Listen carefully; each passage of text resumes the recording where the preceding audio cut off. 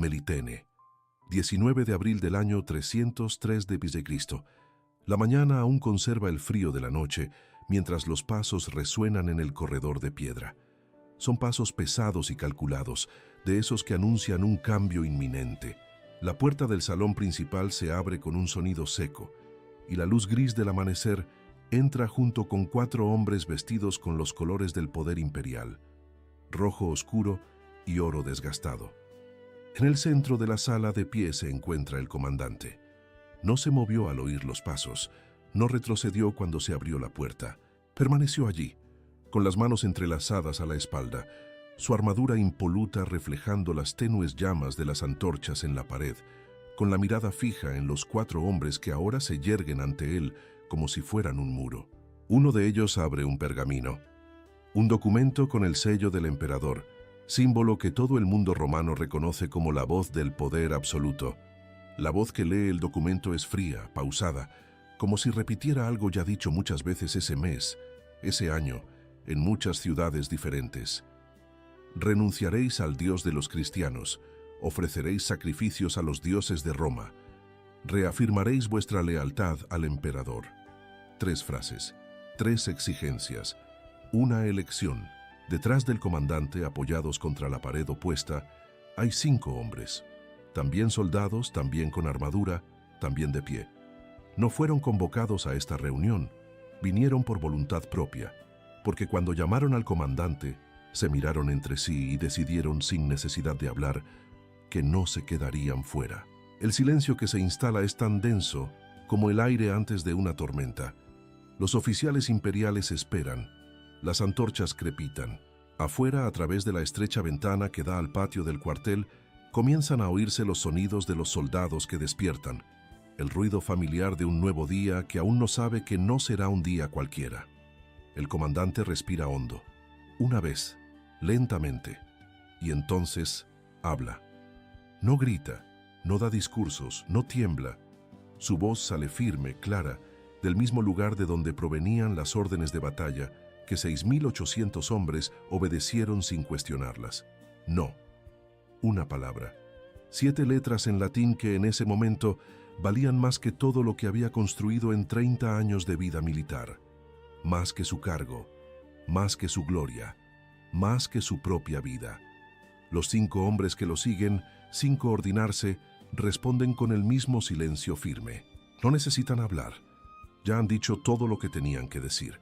El oficial imperial enrolla lentamente el pergamino, mira al comandante por última vez y se marcha. Este hombre se llamaba Expedito, y ese no fue el momento en que lo perdió todo. Fue el momento en que obtuvo el único título que ningún emperador podía otorgar ni arrebatar. Para entender quién fue Expedito, primero hay que entender dónde nació. Melitene no era una ciudad cualquiera, era una fortaleza viviente, enclavada en los confines orientales del Imperio Romano, en lo que hoy conocemos como Turquía, en la frontera con Armenia. Imagínense un lugar donde el viento baja de las montañas con aroma a nieve incluso en verano, donde el río Éufrates cobra fuerza antes de fluir hacia el sur, donde el horizonte es siempre una cadena montañosa cubierta de una bruma azulada. Ahí terminó el Imperio Romano, y ahí empezó todo lo demás. Armenia, la región que abarca Melitene y se extiende más allá de las montañas, era una tierra de historia muy antigua, mucho antes de la llegada de los romanos.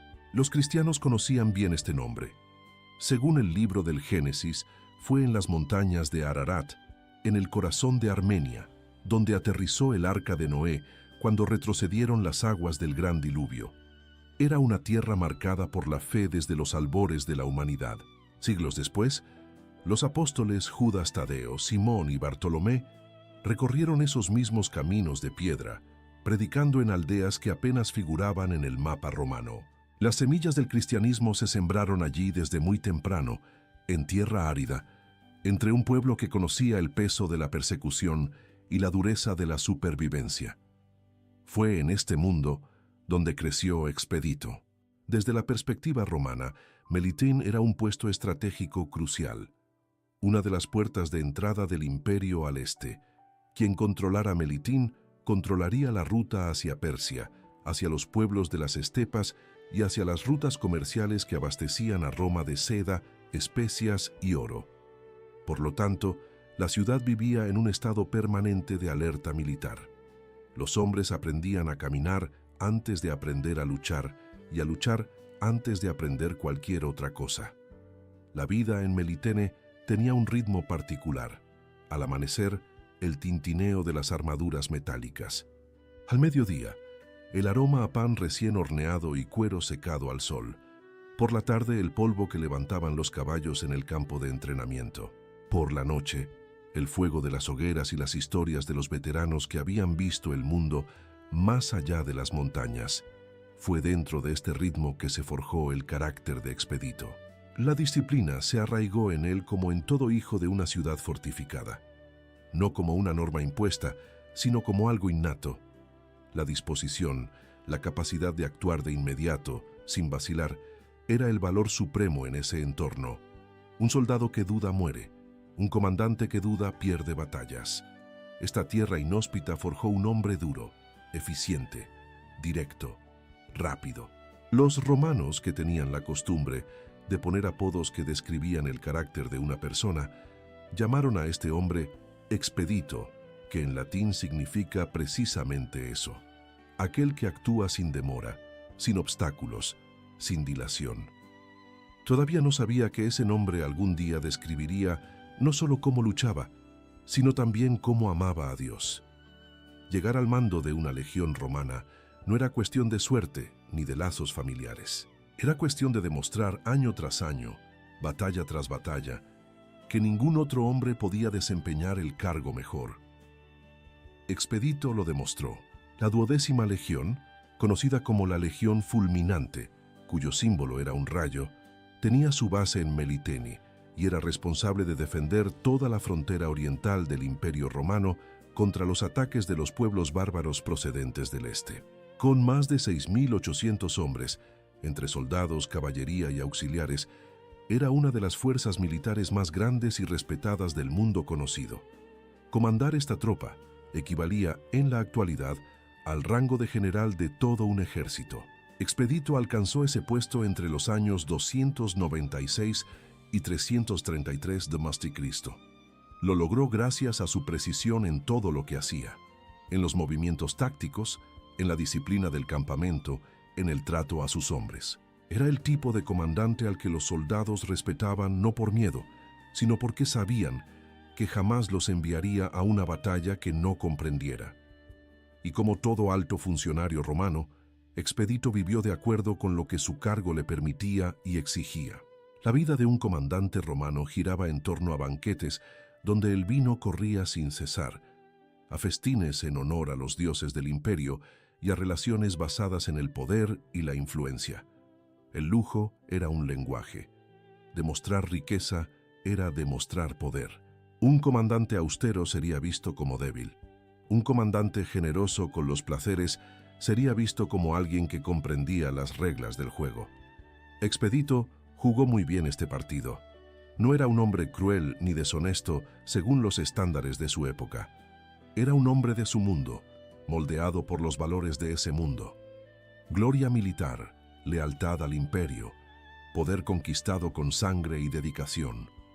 La idea de que existiera algo superior al emperador, algo que mereciera aún mayor lealtad, simplemente no encajaba dentro de los límites del horizonte que se había construido para sí mismo.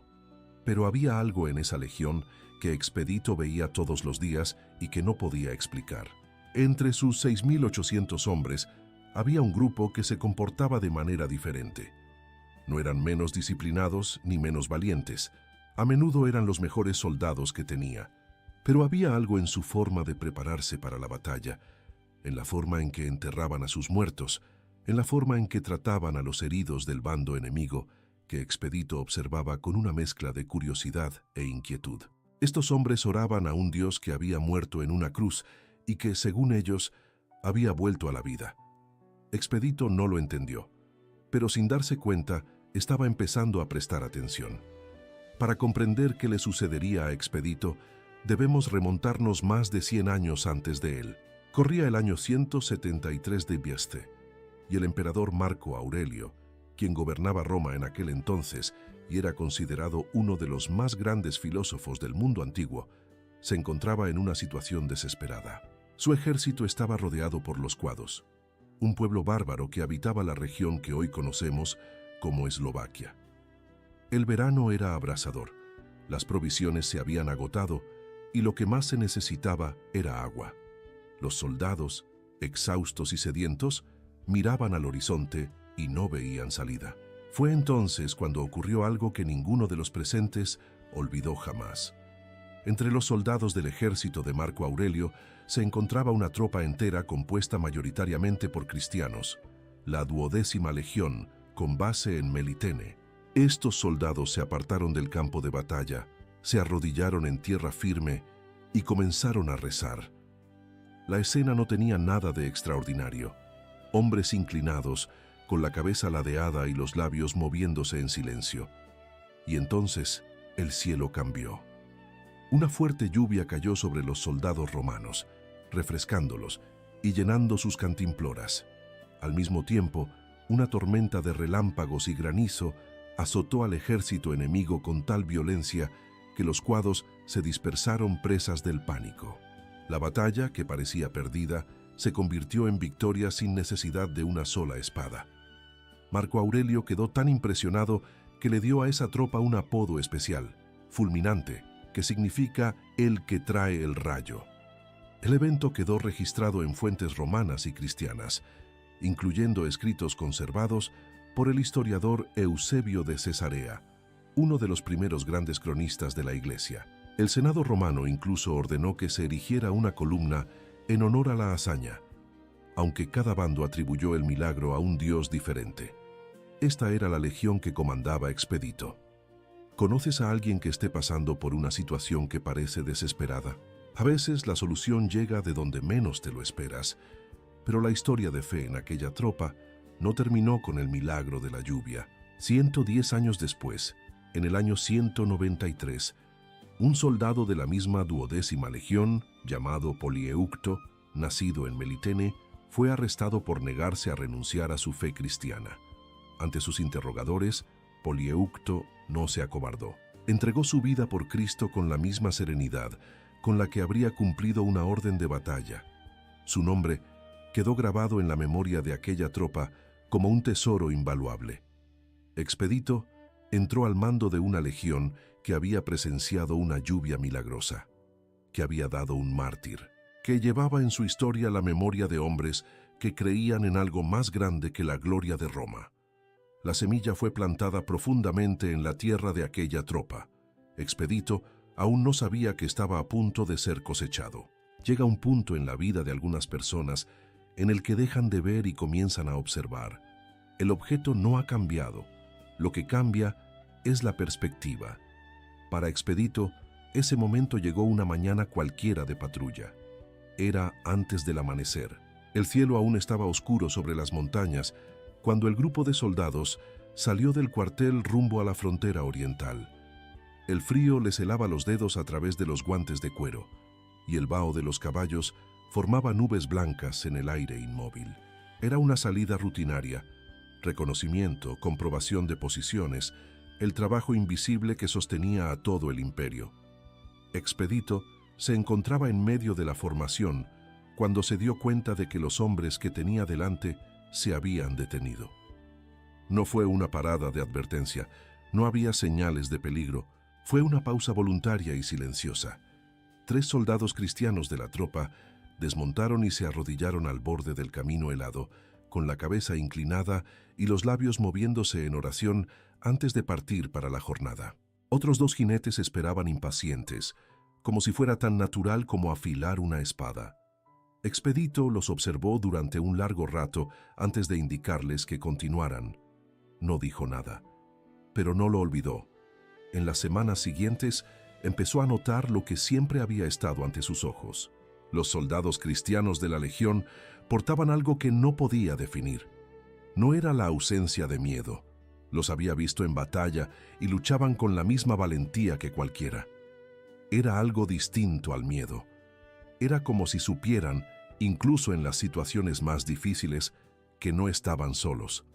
Había un soldado mayor llamado Hermógenes, a quien Expedito comenzó a observar con especial atención. El rostro de Hermógenes estaba marcado por décadas de campaña, sus manos callosas de sostener escudos y lanzas, y poseía una serenidad en la mirada que parecía fuera de lugar para su profesión. Cuando los heridos llegaban al campamento después de una batalla, Hermógenes siempre era uno de los primeros en aparecer, no por orden, sino por voluntad propia. Cuidaba de los demás sin esperar reconocimiento, sin pedir nada a cambio. Una tarde, Expedito se detuvo cerca de él mientras atendía a un compañero herido y le preguntó, con la franqueza de quien no tiene paciencia para andarse con rodeos: ¿por qué haces esto? Hermógenes alzó la vista y respondió simplemente: porque Cristo lo hizo primero por mí. Expedito no respondió. Se dio la vuelta y se marchó, pero la frase permaneció. Se instaló en su interior como una piedrecita en el zapato. No era insoportable, pero sí imposible de ignorar. Volvía a ella por la noche, cuando el campamento dormía y solo el viento de la montaña hacía ruido. Volvía a ella en los días siguientes, durante las largas y silenciosas marchas. Algo había empezado a agitarse en el interior de aquel hombre duro de Melitén. Todavía no sabía cómo se llamaba lo que sentía, pero estaba a punto de descubrirlo. Según la tradición, la decisión se tomó de repente, como la lluvia que había salvado a esa misma legión más de 100 años antes. Expedito estaba solo cuando sintió lo que los cristianos a su alrededor describían como la gracia de Dios, una claridad repentina, una certeza que no provenía del razonamiento, sino de un lugar más profundo al que éste puede llegar.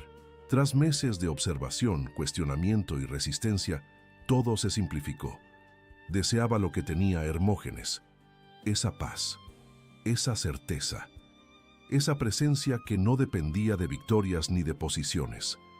Él quería a Cristo, y fue precisamente en ese momento, la tradición es cierta en este caso, cuando una voz comenzó a hablar en su interior. Ahora no, más tarde, cuando las cosas estén más tranquilas, cuando sea el momento adecuado, mañana. Mañana será mejor. En latín, la palabra para mañana es cras, y la tradición dice que esta voz sonaba como un cuervo, el ave que en las culturas antiguas se asociaba con el aplazamiento, la procrastinación, el espíritu que siempre encuentra una razón para no actuar hoy. Cras, cras, cras, mañana, mañana, mañana. Expedito reconoció esa voz. Era la misma contra la que había luchado en su interior durante meses, la voz del consuelo, de la vacilación, del «y si...». Y con el mismo instinto de comandante que lo había llevado al rango más alto en esa tropa, tomó una decisión. Pisó al cuervo.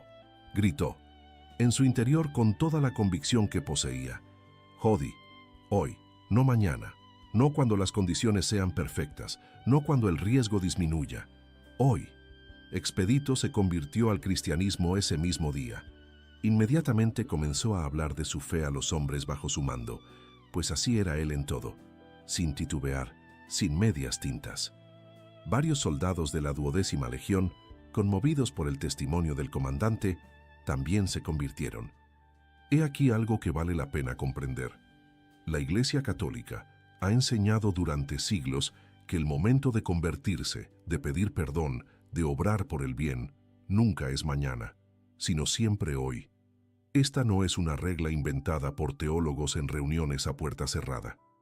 Es una verdad que un soldado romano de Melitene vivió con su propio cuerpo, pisó con su propio pie y gritó con su propia voz.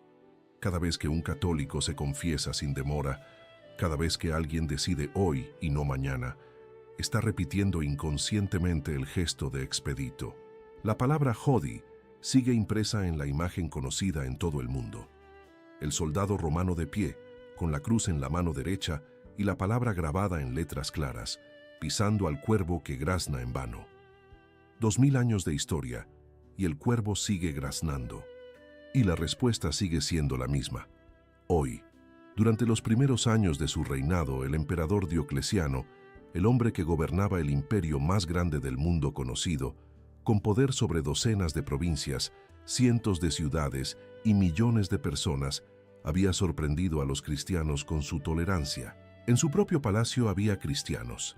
Su esposa Prisca y su hija Valeria simpatizaban con el cristianismo, posiblemente ya bautizadas. Los cristianos ocupaban puestos importantes en la administración y el ejército, como era el caso de Expedito y decenas de otros oficiales en las provincias orientales.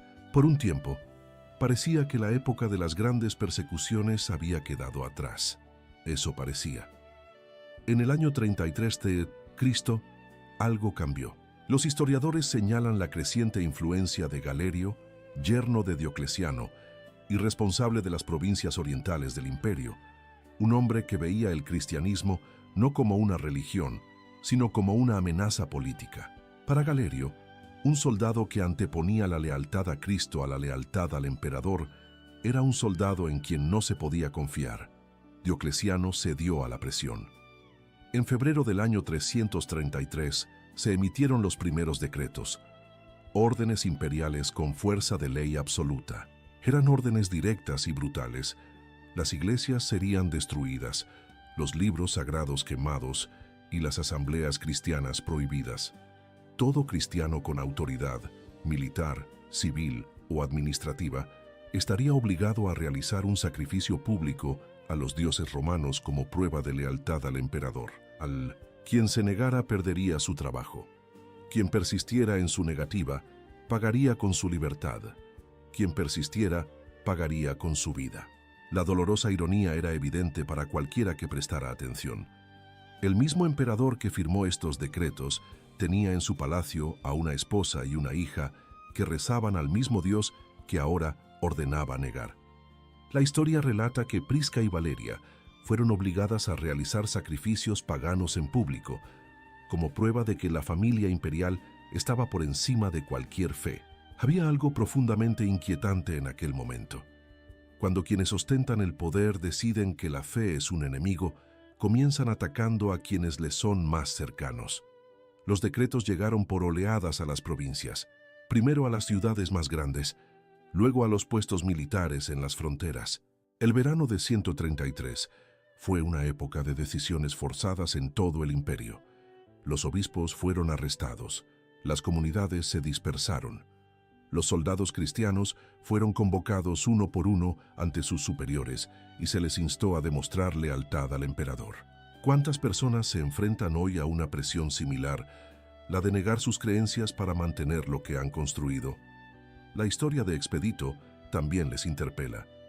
En Melitene, el invierno llegó temprano ese año. El viento descendió de las montañas con un frío diferente, y todos los cristianos de aquella ciudad fortificada sabían que la tormenta que se avecinaba no era de nieve. Edad de hierro. La citación llegó formalmente al cuartel de Melitene unos días antes del 19 de abril. Un mensajero imperial entregó el documento siguiendo el protocolo estándar, sellado, fechado y dirigido al comandante de la 12ª Legión. El contenido era idéntico al que había llegado a decenas de otros comandantes en todo el imperio durante las semanas anteriores. El lenguaje era preciso sin dejar lugar a interpretaciones. Se fijó una fecha. Se dio una opción. Solo se aceptó una respuesta. Expedito leyó el documento. Lo dobló. Lo colocó sobre la mesa de piedra de su oficina y permaneció en silencio durante un largo rato. En los días siguientes, 5 hombres se presentaron en su puerta uno tras otro sin que nadie los hubiera llamado.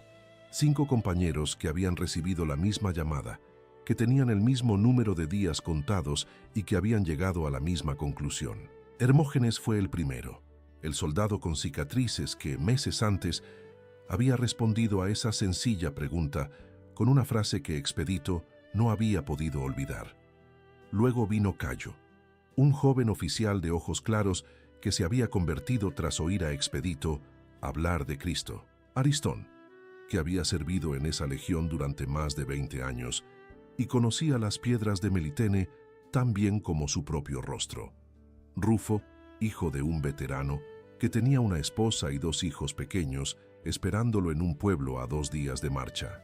Y Gálatas, el mayor de los 6, que había participado en más batallas de las que podía recordar y que contemplaba la muerte con la tranquilidad de quien ya la había afrontado muchas veces desde lejos.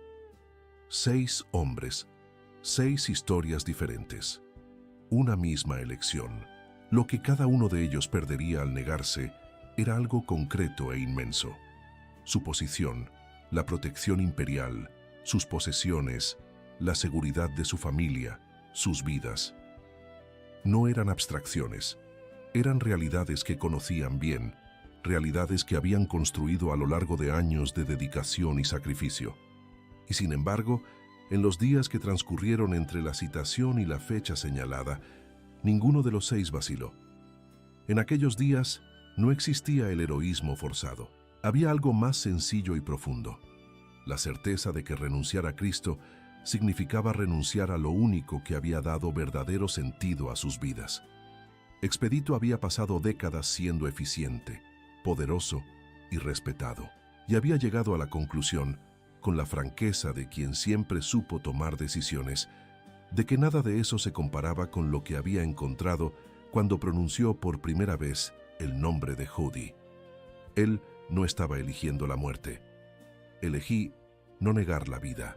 La noche anterior al 19 de abril, los 6 hombres rezaron juntos en el cuartel de Melitén, con la voz baja y el corazón firme, mientras el viento de la montaña rugía afuera como siempre, indiferente a las decisiones de los hombres, indiferente a la pequeña y enorme magnitud de las elecciones que cambian el mundo.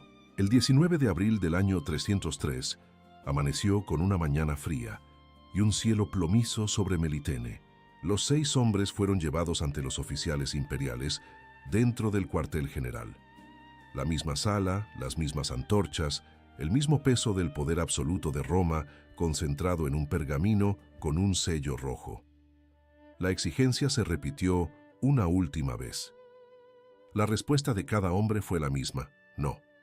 Expedito se puso de pie ante los hombres que habían venido a intimidarlo y con la misma voz con la que había comandado batallas, dijo lo que sentía en su corazón, que había encontrado al verdadero Cristo, que no había poder en el mundo más valioso que esta verdad, y que estaba preparado para lo que viniera. Hermógenes, Cayo, Aristonio, Rufo y los Gálatas estuvieron a su lado. Cada uno, a su manera, dio testimonio de la misma fe con la misma firmeza. Los testigos presentes en aquel momento, soldados, auxiliares, sirvientes de los cuarteles, vieron algo inesperado. No terror ni desesperación, sino una serenidad que desafiaba toda explicación humana. Hombres que deberían haber sentido miedo estaban en paz, y esta paz resultó más desconcertante para los oficiales imperiales que cualquier resistencia armada. Ese mismo día, 19 de abril de 1333, los 6 hombres fueron martirizados por orden imperial en Melitene.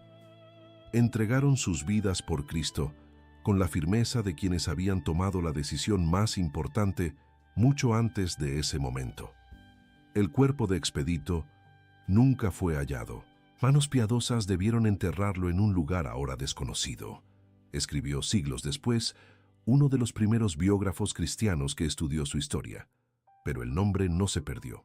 Los primeros escritores cristianos que registraron a los mártires de aquella persecución incluyeron a Expedito y a sus 5 compañeros en la lista de quienes derramaron su sangre por la fe en Melitene aquel abril.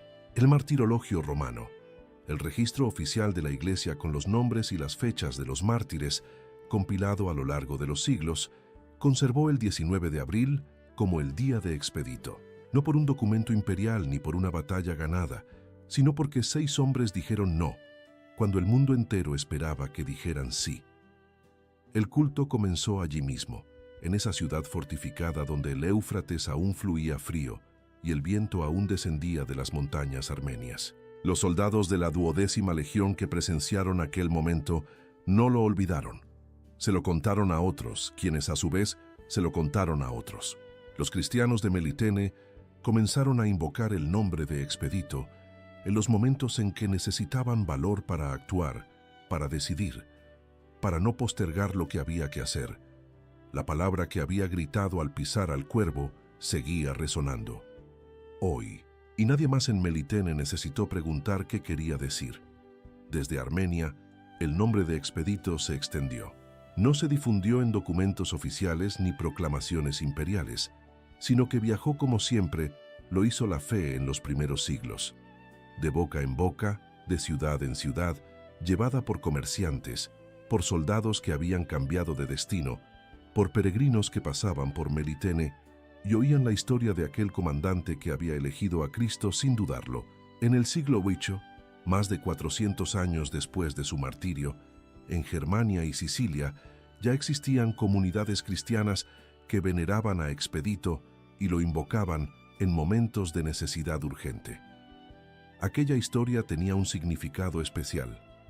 No se trataba solo de la historia de un mártir, había muchos. Era la historia de un hombre que había ganado la mayor batalla interna que existe, la batalla contra la procrastinación, contra la indolencia, contra esa voz que siempre dice que aún no ha llegado el momento oportuno.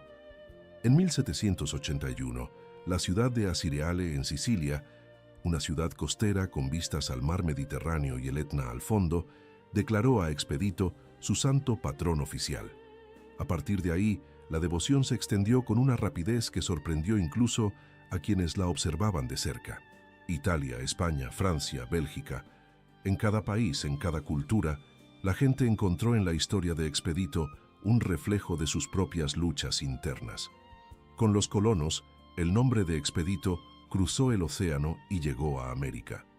En las ciudades del Nuevo Mundo, en las granjas, en los puertos, en los pueblos, la imagen del soldado romano con la cruz y la palabra «hodie» encontraron devotos que nunca habían oído hablar de Melitene, pero que reconocieron de inmediato al cuervo bajo el pie derecho del santo. Porque todo el mundo conoce al cuervo. Todos conocemos esa voz que nos susurra al oído cuando nos enfrentamos a una decisión difícil. Después, algún tiempo después, cuando haya más tiempo, cuando el riesgo sea menor, cuando las condiciones sean perfectas, choque, choque, choque. Y es por eso que Expedito, un comandante del siglo IV de una ciudad fortificada que la mayoría de la gente no sabría ubicar en un mapa, sigue siendo uno de los santos más venerados del mundo, siglos después de que pisara aquel cuervo y gritara «Hodi» en una fría mañana armenia. No porque fuera extraordinario antes de la gracia divina, sino porque era ordinario como todos nosotros. Un hombre que postergaba las cosas, que se resistía, que tenía excelentes razones para no decidirse todavía, y que un día decidió que había llegado el momento. Esta historia comenzó con un hombre que se enfrentaba a la decisión más difícil de su vida. Ahora conoces todo el recorrido, desde el cuartel de Melitene hasta las capillas de todo el mundo, desde la palabra que le gritó al cuervo hasta la palabra que resuena cada vez que alguien decide actuar hoy y no mañana. La cruz sigue en su mano. La palabra sigue grabada, hoy.